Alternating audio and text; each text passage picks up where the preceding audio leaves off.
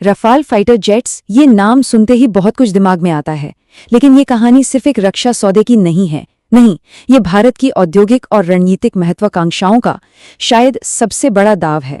आज हम यही समझने की कोशिश करेंगे कि क्या ये डील भारत को एरोस्पेस की दुनिया में एक नई सुपर पावर बना सकती है, या फिर ये सिर्फ एक बहुत महंगा सबक बनकर रह जाएगी। सबसे पहले इस डील का पैमाना समझिए, 3.25 लाख करोड़ रुपए। जी हाँ, ये आंकड़ा ही इसे भारत के सबसे बड़े रक्षा सौदों में से एक बना देता है। लेकिन असली कहानी इस कीमत के पीछे छिपी है। देखिए, ये सिर्फ कुछ जेट्स खरीदने के बारे में नहीं है, ये एक पूरी की पूरी औद्योगिक क्षमता, एक पूरा इकोसिस्टम खरीदने की कोशिश है। और यहीं पर आकर सबसे बड़ा सवाल खड़ा होता है, क्या ये सिर्फ एक और बड़ा इंपोर्ट है जो हमारी फौरी जरूरतों को पूरा करेगा, या फिर ये वो चिंगारी है जो भारत के घरेलू एरोस्पेस उद्योग में एक असली क्रांति लाएगी। दांव पर सिर्फ अरबों डॉलर नहीं, बल्कि आने वाले दशकों की रणनीतिक आत्मनिर्भरता है। तो चलिए इसे परत दर परत समझते हैं। हम सबसे पहले देखेंगे कि आखिर भारत को इन जेट्स की इतनी तत्काल जरूरत क्यों है। फिर हम मेक इन इंडिया के उस ब्लूप्रिंट को समझेंगे जो इस डील को इतना खास बनाता है। इसके बाद हम उस नाजुक संतुलन की बात करेंगे कि ये हमारे अपने देसी प्रोग्राम्स पर क्या असर डाल सकता है, और टेक्नोलॉजी ट्रांसफर का असली टेस्ट आखिर है क्या।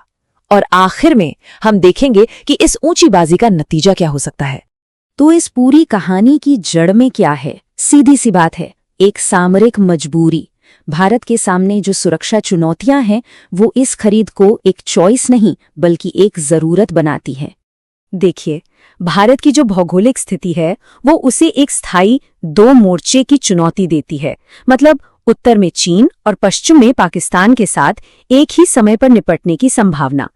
ऐसे में हवा में दबदबा यानी एयर सुपीरियॉरिटी कोई लग्जरी नहीं है, ये जंग का नतीजा तय कर सकती है, और इसीलिए इस पर कोई समझौता हो ही नहीं सकता। और ये कोई हवाई बातें नहीं हैं, जरा आंकड़ों पर नजर डालें। इंडियन एयरफोर्स को कम से कम 42 फाइटर स्क्वाड्रन चाहिए, लेकिन आज हमारे पास लगभग 30 स्क्वाड्रन ही हैं। और ये अंतर लगातार बढ़ रहा है क्योंकि MiG-21 जैसे पुराने जेट्स को रिटायर किया जा रहा है। तो ये रफाल डील उस खतरनाक होते गैप को भरने की एक सीधी कोशिश है। तो ठीक है, एयर पावर के गैप को भरना पहली प्राथमिकता है, लेकिन इस डील का एक दूसरा और शायद उससे भी बड़ा मकसद है।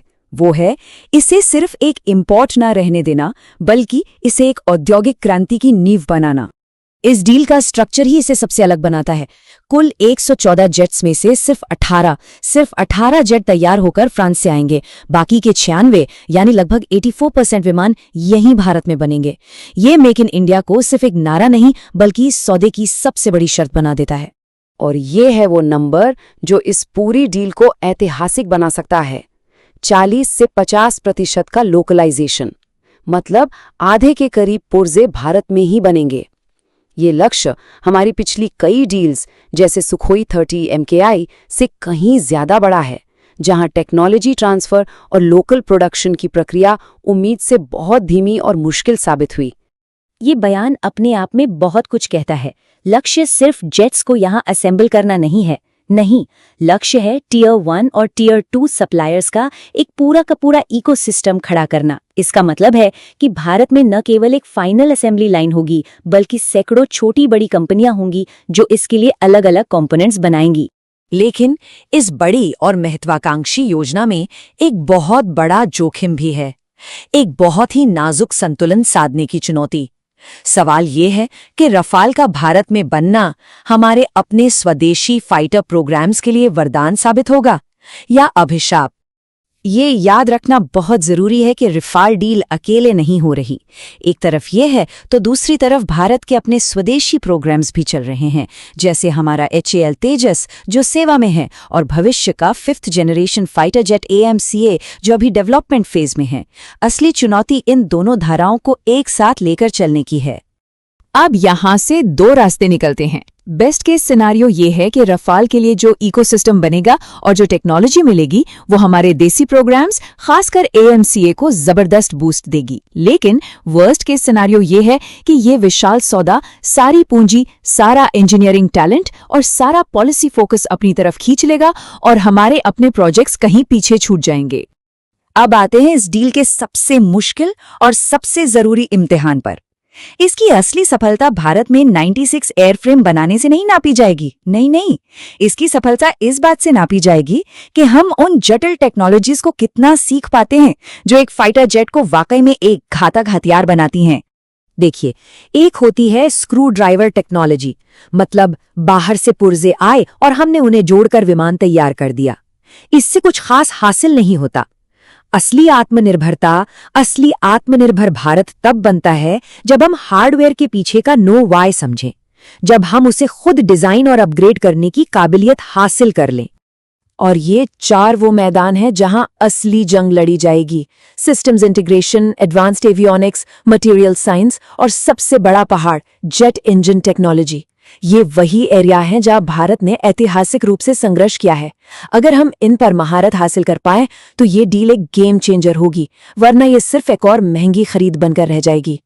तो कुल मिलाकर ये डील भारत की तरफ से लगाई गई एक बहुत ऊंची, बहुत बड़ी बाजी है। ये एक साथ कई मोर्चों पर खुद को साबित करने की एक कोशिश है। अगर हम इसे समेटे तो ये सौदा एक तीर से कई निशाने साधने की कोशिश है। 1, ये हमारी फौरी सैन्य जरूरत को पूरा करता है। 2, ये लंबे समय के लिए एक आत्मनिर्भर औद्योगिक क्षमता बनाने का वादा करता है।